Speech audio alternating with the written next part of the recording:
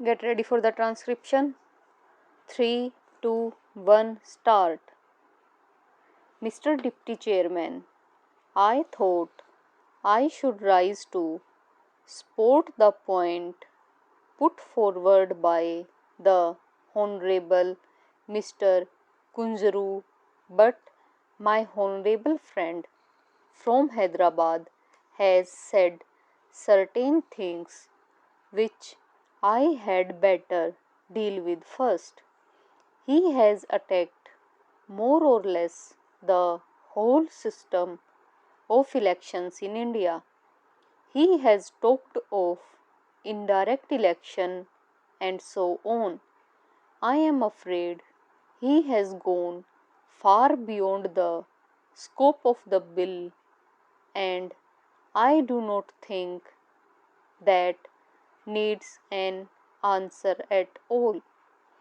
As regards the question of preparing electoral rolls, I think there is ample power vested in the Election Commission to order the preparation of a regular electoral roll. If the Election Commission considers it necessary for any extraordinary reasons, such as a large exodus from one place to another and things of that kind. Otherwise, as the Honorable Member himself said, it is such a vast country and such huge numbers are involved that I think it would be really an unnecessary burden on the resources of the state to launch upon the preparation of electoral rolls every year. The same purpose could be served by revising the electoral rolls every year as per the directions given by the Election Commission as well as the rules laid down for the purpose. In a democracy, one of the prerequisites for its success is vigilance, and I think it would be quite in order to expect the people of various parties to interest themselves in the revision of these electoral rolls. In fact, that is an obligatory task of the citizens, and it only helps to generate awareness and alertness on the part of the different parties. There was another point made by my honorable friend to which I should like to refer. He referred to false personation. I am not going to deny it absolutely. There might have been some false personation, but to say that it was the Congress that resorted to false personation and that all other parties were paragons of virtues and were angels dropped from heaven is simply absurd. That he should have had the boldness to venture such a reckless statement, I should say irresponsible statement, without any proof whatever, was wholly unfair on his part to the Congress, and it is no credit to this august house that one of its members should make such an allegation against the opposition parties. Sir, my purpose is more to appreciate the stand taken by my honorable friend Shri Kunzuru. I do not know. It is for the honorable minister to say whether even now, as the clause stands, it would not be open to the election commission to review the order of the chief electoral officer made in appeal against an order of the electoral registration officer.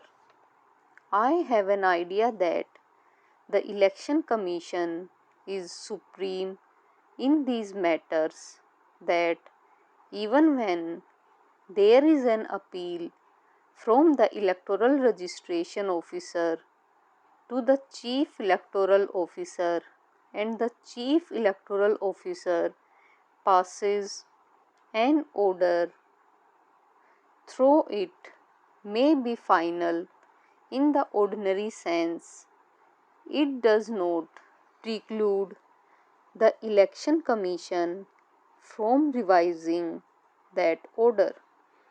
I would like to be enlightened on this point.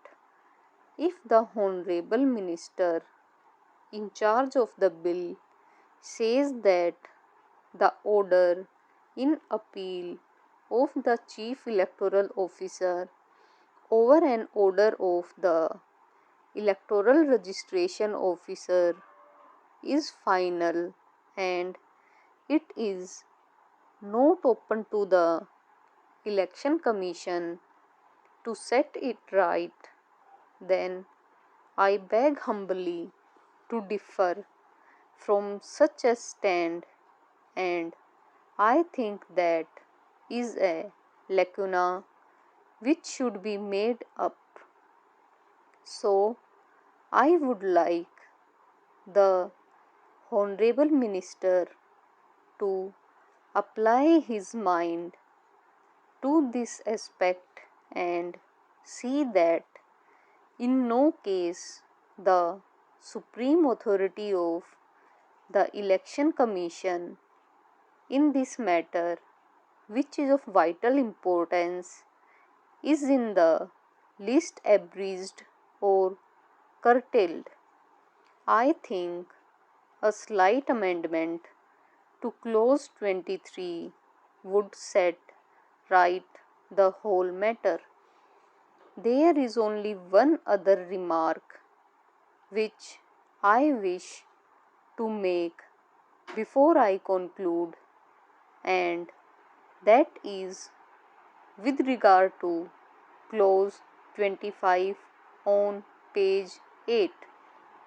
It enjoins on every local authority an obligation to make available to the electoral registration officer such staff as may be necessary for the performance of any duties in connection with the preparation and revision of electoral rolls. Well, with the knowledge that we have of these, local authority may fail to make available to the electoral registration officer the staff that he wants. Now, what is the remedy if the local authority does not meet that obligation, if it does not choose to make available the requisite staff that has not been provided for in the bill? It is open to the honorable minister to devise some means to meet such a contingency, but I think a clause like this would be very helpful. That will be some kind of an inductment to the local authority to provide the staff. That is all that I have got to say, and I will no longer tire the house.